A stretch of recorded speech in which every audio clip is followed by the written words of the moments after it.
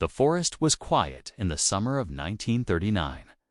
Not the silence of peace, but the kind that comes just before something irreversible happens. On the outskirts of Warsaw, in a place known as Pyry Forest, a small group of men gathered far from cameras, far from flags, far from history books. There were no soldiers standing guard, no speeches, no sense that the world would ever remember this moment. On a wooden table lay several unremarkable objects, folders, handwritten notes, and the components of a machine most of Europe believed was unbreakable. Enigma machine. The men who placed them there were not generals. They did not command armies. They were mathematicians from a country that, within weeks, would be invaded, partitioned, and nearly erased from the map. They knew what was coming. They knew that once the war began, Poland would not have the luxury of time or survival. And so, in this forest, they made a decision that went against every instinct of secrecy and national self-preservation. They chose to give away the most valuable secret of the coming war. What happened in Pyry did not stop the invasion of Poland. It did not save their country, but it quietly reshaped the fate of World War II. And for decades, almost no one was told who made that possible. This is the story history learned too late, of the men who cracked Hitler's code and then disappeared from the narrative of victory. In the late 1930s, Europe lived under an illusion of order. Borders still existed on maps. Diplomacy still spoke the language of treaties and conferences. But beneath that surface, the continent was already at war with time. Germany was rearming at a speed unseen since the previous conflict. Its military doctrine relied not only on tanks and aircraft, but on something far less visible: absolute control of information. Orders crossed Europe in streams of encrypted radio traffic, moving faster than any army. And at the heart of that system was Enigma cipher machine, so complex that most governments believed it placed German communications beyond human reach. That belief shaped everything.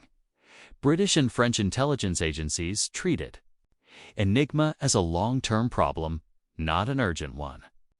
Breaking it was considered theoretically interesting but practically impossible before the outbreak of war. Resources were allocated elsewhere. Assumptions hardened. Confidence settled in. Poland did not have that luxury. Geography made certainty unavoidable. If war came, Poland would be first. Not eventually. Not symbolically. Immediately, the country understood that it would be invaded from multiple directions, with little chance of sustained resistance. This reality forced a different kind of thinking, one rooted in necessity rather than prestige. Polish intelligence approached the Enigma problem not as a puzzle to admire, but as a threat to survive. Instead of relying on traditional linguists and cryptographers, they turned to mathematicians, young men trained to see patterns where others saw chaos. This choice alone placed them outside the accepted doctrine of the time. Cipher work was not supposed to be abstract. It was supposed to be linguistic, procedural, incremental. What Poland attempted was radical, and it worked by the late 1930s. Polish cryptonists were not guessing at German messages. They were reading them, not perfectly, not effortlessly, but consistently enough to understand the structure of the system and its fatal assumptions. Here is where the story becomes dangerous. Poland knew that once the war began, their work would not survive. Laboratories would be destroyed. Archives seized. The mathematicians themselves would be scattered, captured, or killed. If the knowledge stayed in Warsaw, it would die there. Sharing it, however, carried its own risks. Giving away Enigma meant surrendering a strategic advantage. It meant trusting allies who had previously dismissed Polish warnings and underestimated their capabilities. It meant acknowledging a brutal truth: Poland would likely not be around to benefit from the victory this knowledge could bring. The decision was not made in optimism. It was made in clarity. That is why the meeting in the forest mattered. It was not a technical briefing. It was a transfer of responsibility of time itself. The Polish cryptanalysts were handing the future of this intelligence war to others, knowing they might never see the outcome. If they were right, the war could be shortened, supply lines exposed, battles anticipated. If they were wrong, or were ignored, millions would die under the assumption that German communications were untouchable. The forest meeting did not change history because of what was said there. It changed history because someone chose to listen. Years before anyone gathered in that forest, the story had already begun quietly, far from war rooms and headlines. In lecture halls and notebooks filled with symbols instead of words. In the early 1930s, Poland was rebuilding itself as a nation. Independence was young, fragile, and constantly threatened. The country lacked the industrial power of Germany or the global reach of Britain, but it possessed something less visible. A generation trained to think differently. Among them was Marian Rejewski, not a spy, not a soldier, but a mathematician with a talent for abstract structures. He had no interest in heroism. What drew him into intelligence work was a problem that refused to behave like language: German cipher traffic, intercepted by Polish intelligence, did not yield to traditional code breaking. Linguists found no foothold. Frequency analysis collapsed under the weight of mechanical complexity. Enigma did not scramble messages the way older ciphers did transform them. Rejewski understood that transformation was a mathematical act. Instead of asking what the messages said, he asked how the machine behaved. He treated Enigma not as a secret to guess, but as a system to model. With limited material, partial key lists, procedural hints, and relentless experimentation, he reconstructed the wiring logic of the machine itself. It was an intellectual leap few believed possible. Soon, he was joined by Jerzy Aryicki and Henryk Zagalski. Together, they formed a small unit that worked in isolation, under pressure, without public recognition. They were not celebrated. In fact, most of their own allies doubted them to keep pace with German changes. They built devices, surly, improvised machines designed not to encrypt, but to break. They created tools that automated logic, anticipating what would later become central to wartime code-breaking. These inventions were born not of abundance, but of constraint. Yet even as their success grew, so did the problem they could not solve. Germany adapted. Enigma gained new rotors. Procedures changed. The mathematical margin for error narrowed. Each improvement demanded more resources, more machines, more people, more time. Poland had none of these in surplus, and beyond the technical struggle loomed a harsher reality. By 1938, intelligence reports made it clear that war was no longer a question of if, but when. Poland would be struck first. Any laboratory they built would be seized. Any advantage they held would vanish overnight. This knowledge reshaped everything. The men who had broken Enigma were not planning how to win the war. They were planning how to make sure their work did not die with them. That is why the forest meeting mattered so deeply to them. It was not a presentation of success. It was an act of preservation. They were not asking for credit. They were asking for continuity. History often remembers victories as sudden revelations. But the truth is quieter. By the time anyone else believed Enigma could be broken, it already had been by men who understood that their role was not to be remembered, but to ensure that someone, somewhere, could continue the fight.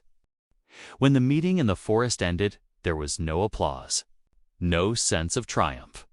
The men packed their papers, dismantled the machines, and returned to a world that was already collapsing around them. What they had just done was unprecedented. For the first time, the inner logic of Enigma's wiring, its weaknesses, its assumptions had been transferred out of Poland. Not sold, not negotiated, simply given. Along with it went working replicas of the machine and the methods required to stay ahead of German changes. At least for a while, the British and French representatives left Pyre with something they had not expected. Proof that the impossible had already been done. Weeks later, war arrived exactly as Poland had feared.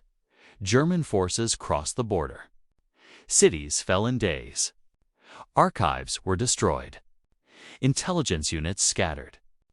The mathematicians who had broken Enigma were forced to flee, carrying little more than fragments of their own work. Poland did not survive the invasion, but the knowledge did in Britain. That knowledge became the foundation upon which everything else was built at Bletchley Park. Analysts no longer started from ignorance. They began from a working understanding of Enigma's structure and advantage, measured not in comfort, but in time. Months, possibly years, were saved. Time that would decide battles before they were ever fought. As the war expanded, so did the consequences. German U-boats prowled the Atlantic, cutting supply lines and starving Britain. Every convoy lost pushed the country closer to collapse. But encrypted naval traffic, once opaque, began to yield patterns. Routes were anticipated. Traps were avoided. Ships arrived that otherwise would not have. On land, German movements lost their invisibility. Plans that relied on secrecy became liabilities. The very confidence Enigma was meant to provide turned against its creators. This was not a single moment of victory. It was a slow erosion, day after day. Message by message, the advantage accumulated. Battles were shortened. Ambushes failed. Entire campaigns bent under pressure no one on the German side could see. And yet, none of this bore the names of the men who had made it possible. The war did not pivot because Enigma was cracked once. It pivoted because it remained crackable. Because when the machine changed, there was already a way of thinking prepared to follow it. That intellectual inheritance passed in silence before the first shots were fired, proved more durable than any weapon by the time the Allies understood the full value of ultra-intelligence. Poland was already under occupation. Its contribution had vanished behind the larger narrative of victory. History would later celebrate the place where Enigma was industrialized. It would rarely mention the place where it was first broken. The war moved on. The secret held, and the men who had made it possible slipped further into the background, as if their role had ended the moment they chose to give it away. When the war ended, the silence did not lift. It hardened. For years, even decades, the story of Enigma was locked behind classified files and careful omissions. The intelligence advantage it provided had been so decisive that revealing its origins was considered dangerous. The fewer people who knew how it began, the safer the secret remained. And so, when the public narrative of victory was finally written, it was incomplete by design. But secrecy alone does not explain the erasure. Poland had not emerged from the war as a victor with a voice. Its government in exile held little influence. Its territory fell behind a new political curtain. In the post-war world, history flowed outward from power. And Poland no longer had the authority to insist on its own version of events. There was also a quieter prejudice at work. The idea that a small, soon-to-be-defeated nation could outthink one of Europe's most technologically advanced militaries did not fit comfortably into the dominant story of the war. Credit gravitated toward places that survived intact, toward institutions that endured, expanded, and could speak for themselves. And then there was the nature of the work itself. Code-breaking does not leave ruins. It does not produce iconic photographs or decisive surrender ceremonies. Its victories are invisible by necessity. Success is measured in what does not happen: ships not sunk, attacks not launched, plans quietly abandoned. When secrecy finally fades, there is often nothing dramatic left to point to. Even within the Allied story, the emphasis settled on scale rather than origin. Large facilities, thousands of staff. Machines humming day and night, these images were easier to remember than a handful of mathematicians working under the assumption that their country would soon fall. The result was a historical compression. What began as a fragile breakthrough in Warsaw became remembered as a triumph of British ingenuity alone. The groundwork was absorbed into the structure that followed it, and the names attached to the beginning were slowly detached from the outcome by the time records were declassified, and scholars began reconstructing the full chain of events. The story had already solidified in public memory. Correcting it meant unsettling a narrative people thought they understood, so the polished contribution was acknowledged quietly, in footnotes. In academic circles, long after the men themselves were gone, history did not deny what they had done. It simply moved on without them. Today, the forest at Pyre is unremarkable. No crowds gather there. No grand monument marks what changed in that quiet place. Trees have grown taller. Paths have faded. To an unknowing passerby, it is just another patch of woodland on the edge of a city rebuilt after devastation. And yet, the world we inhabit still carries the consequences of what happened there. Modern intelligence, cryptography, and even computing trace part of their lineage to a decision made by men who understood that knowledge has value only if it survives its creators. The idea that abstract thought, pure mathematics, could decide the outcome of industrial war reshaped how nations would fight conflicts for the rest of the century. But the deeper legacy is not technical, it is moral. The Polish mathematicians did not act because victory was assured. They acted because responsibility did not disappear simply because defeat was likely. They chose continuity over ownership, impact over recognition.